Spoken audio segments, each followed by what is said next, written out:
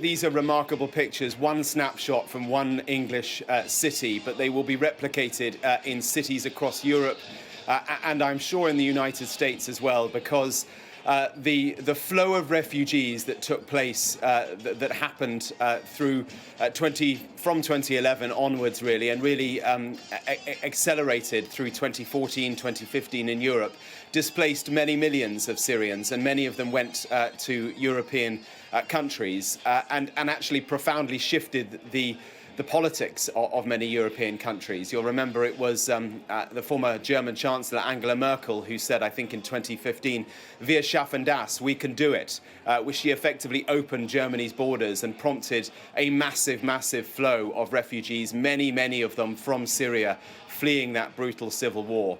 It had a profound impact on European politics, a kind of separate story. But what it did is it brought many Syrians to European cities, including, of course, to places like Manchester. And what we are seeing now with the flag of the pre-Assad regime, this is the flag of Syria from before 1963 that they are flying there.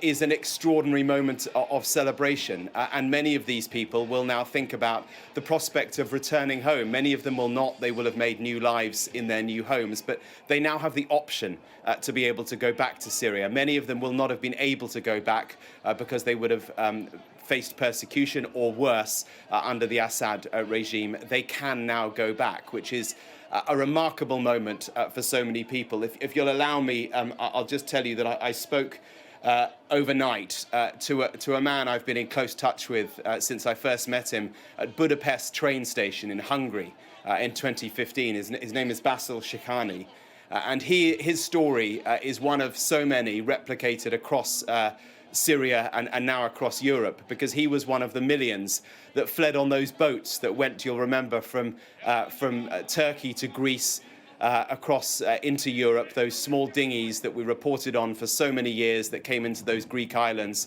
He and his family travelled across to Europe like so many others did. He's now made his home in Germany, and I spoke to him on WhatsApp yesterday, and he said to me, I cannot describe it.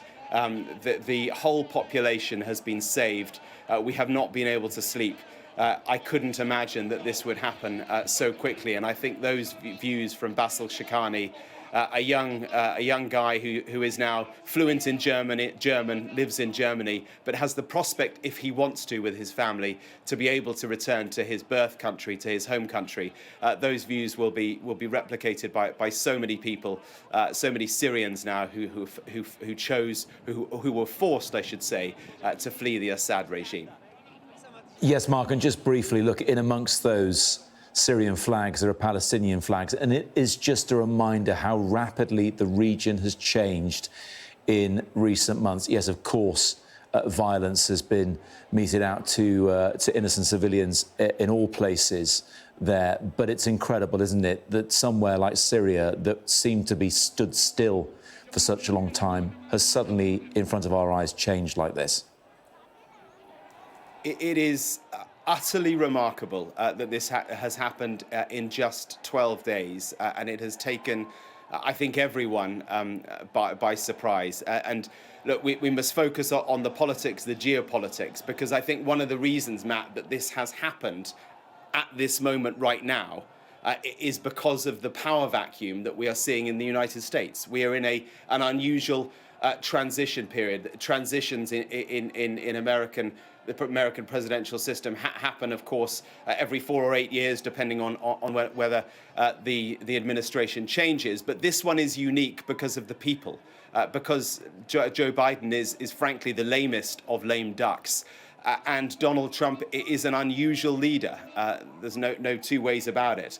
And so we're in a very strange transitional period. And I think into that comes this moment here where they have taken advantage, the rebels in Syria have taken advantage of this moment and are moving because they knew that America would not be doing anything. And we have got, if I've got time, a statement from Donald Trump on social media, which has come in the last few hours, where he says, Assad is gone.